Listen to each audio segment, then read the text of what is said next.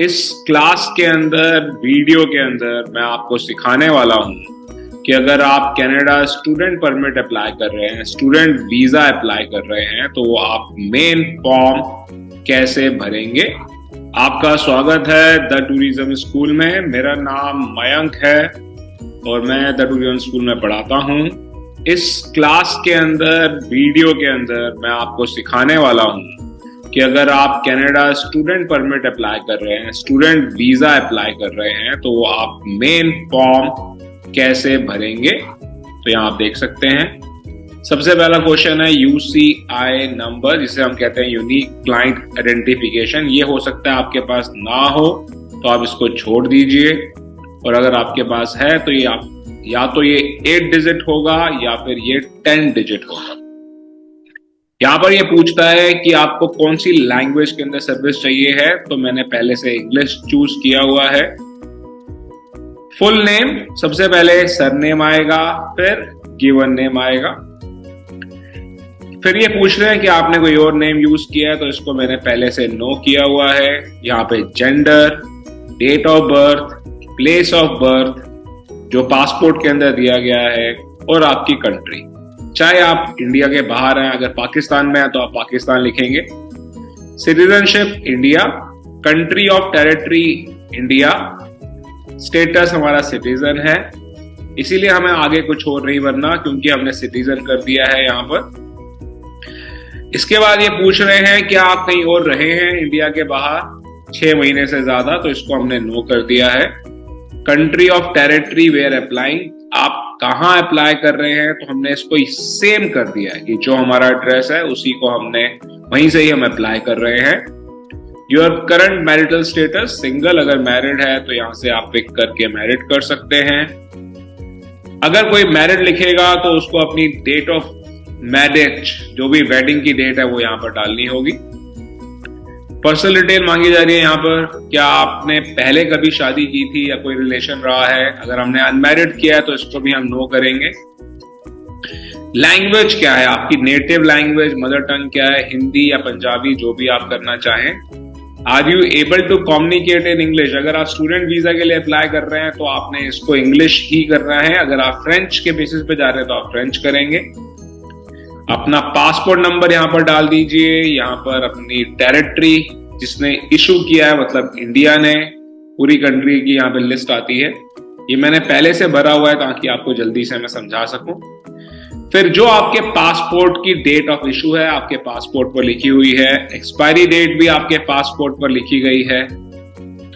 For this trip will you use a passport, ये दोनों question 5 और 6 हमारे लिए नहीं है, इसलिए इसको हम छोड़ देते हैं और ये मैंडेटरी भी नहीं होते हैं। Do you have a national identity document, तो इसको हम हमेशा यस करते हैं, और यहाँ पर हम आधार कार्ड नहीं भरते, अपना पासपोर्ट नंबर ही भरते हैं। ठीक है। इसके बाद ये पूछ रहे हैं कि आपके पास यूएसपीआर कार्ड है, तो ज्यादातर आप लोगों का इसका जवाब नो ही होगा। फिर हम आ जाते हैं कि अपना एड्रेस बताइए, जो भी एड्रेस है आपका, जो आपके पासपोर्ट पे एड्रेस लिखा हुआ है वही आपने लिखना है। तो यहाँ पर मैंने एड्रेस लिखा है द टूरिज्म स्कूल का। जो भी आपका पिन कोड है वो लिख दीजिए। रेजिडेंशियल एड्रेस क्या आपका सेम है, तो हम इसको बता देते हैं जी हाँ, वो भी हमारा सेम ही है। अगर सेम हो तो ज्यादा अच्छी बात है, अगर सेम नहीं है, कुछ और है, तो आप लिख सकते हैं। फिर ये आपसे 2 टेलीफोन नंबर मांगते हैं। पहला आपने दे दिया और आप बता रहे हैं कि आप इसको कनाडा यूएसए में यूज करेंगे या कहीं और। क्या ये कनाडा या यूएसए का, तो हम कह रहे हैं कि नहीं, ये इंडिया का नंबर है। इसी रंग से ऑल्टरनेट नंबर, तो कोई 2 अलग अलग मोबाइल नंबर हमें यहाँ पर देने होते हैं। फैक्स नंबर को हम छोड़ देते हैं। ईमेल एड्रेस हमारे को जरूर देनी है, जो भी कैंडिडेट की ईमेल एड्रेस है, और अगर आप एक एजेंट की तरह भर रहे हैं तो आप अपनी ईमेल एड्रेस यहाँ पर दे सकते हैं। क्योंकि ये स्टूडेंट वीजा के लिए भरा जा रहा है, तो ये पूछ रहे हैं कि आपने कौन से स्कूल या कॉलेज में एडमिशन लिया है, तो उसकी डिटेल हमने यहाँ पर भर दी है। कॉलेज, कौन सा कोर्स करेंगे आप, तो जो भी ऑप्शंस हैं यहाँ पर, ज्यादातर जो इंडिया से लोग जा रहे हैं या पाकिस्तान से, वो डिप्लोमा करते हैं, तो इसीलिए मैंने डिप्लोमा किया है। और ज्यादातर लोग बिजनेस कॉमर्स से रिलेटेड करते हैं, तो इसीलिए मैंने पहले से बिजनेस एंड कॉमर्स को चूज किया हुआ है। फिर ये कह रहे हैं कि जिस कॉलेज में आपने एडमिशन लिया है वो कौन से प्रोविंस में है, तो मैंने कहा ब्रिटिश कोलंबिया में। आपने जिसमें एडमिशन ले लिया है उसका एड्रेस आपके पास होगा। कौन सी सिटी में है, तो मैंने कहा ये कैपिटल विक्टोरिया में है, और वहां का एड्रेस ये भी आपके लेटर्स में आ चुका होगा। और डेजिग्नेटेड लर्निंग इंस्टीट्यूशन, जी हाँ, पहले हम एडमिशन लेते हैं, बाद में ये फॉर्म भरते हैं, तो ये हमारे लेटर के ऊपर लिखा हुआ होता है। जिस भी इंस्टीट्यूशन के अंदर एडमिशन लिया है उसका एक नंबर होता है, वो मैंने यहाँ पर भरा है। स्टूडेंट की आईडी आती है पेपर्स में, वो मैंने यहाँ पर भरी है। ड्यूरेशन ऑफ एक्सपेक्टेड स्टे, तो अभी कोई भी अगर आप कोर्स करने के लिए जा रहे हैं, कोशिश कीजिए कि वो 9 महीने से ज्यादा का हो, क्योंकि उसी के बेसिस पे पीआर मिल पाती है। तो यहाँ पर भी हमने यही बताया कि हमारा कोर्स जो है वो 1 साल से ज्यादा का है।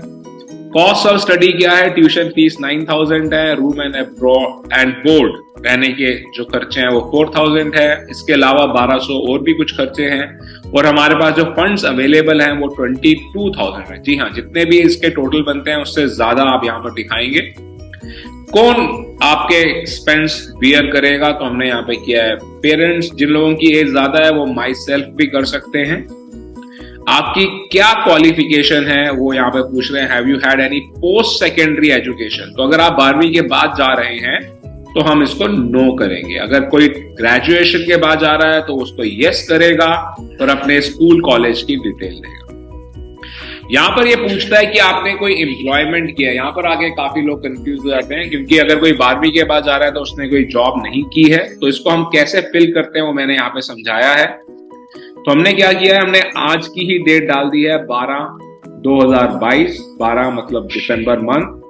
करंट एक्टिविटी ऑक्यूपेशन में स्टूडेंट लिख दिया है, और कौन सा भी कॉलेज में स्टूडेंट पढ़ता रहा है उस कॉलेज का नाम यहाँ पर लिख दिया गया है। कब तक पढ़ाई की गई है, तो सेम डेट यहाँ पर डाली गई है, और इसको यहाँ पर खत्म कर दिया गया है, और हमने डिटेल यहाँ पर नहीं डाली है। जो भी स्टूडेंट जिन्होंने जॉब नहीं किया वो इसको इसी ढंग से भरेंगे, और उनको अपनी एम्प्लॉयमेंट की दिखाने की कोई जरूरत नहीं है। कुछ लोग इसमें गलत एम्प्लॉयमेंट दिखाते हैं, उसकी कोई जरूरत नहीं है। यहाँ पर आपका नाम अपने आप आ रहा है, आपकी डेट ऑफ बर्थ आ रही है, जो भी एप्लीकेंट का नाम है। इसके अलावा बैकग्राउंड इंफॉर्मेशन ज्यादातर में इनका जवाब नो नो नो नो होता है, जो कि हमने पहले से किया हुआ है। इसके बाद ये कह रहे हैं क्या आप हमें कंसेंट देते हैं कि हम आपको कांटेक्ट करें, तो इसको हमें यस ही करना होता है, और ये सिग्नेचर है जिसमें सिर्फ सिंपली हमारे को नाम लिखना होता है और डेट डालनी होती है, जैसे कि आज की डेट हमने डाली है 19 दिसंबर 2022। अगर ये फॉर्म हमने ठीक भरा है तो ये वैलिडेट हो जाएगा, और नीचे कुछ बार कोड आ जाएंगे। तो अभी मैं देख लेता हूं, इसको हम वैलिडेट करने की कोशिश करते हैं। Please print the entire application and sign and date the last page.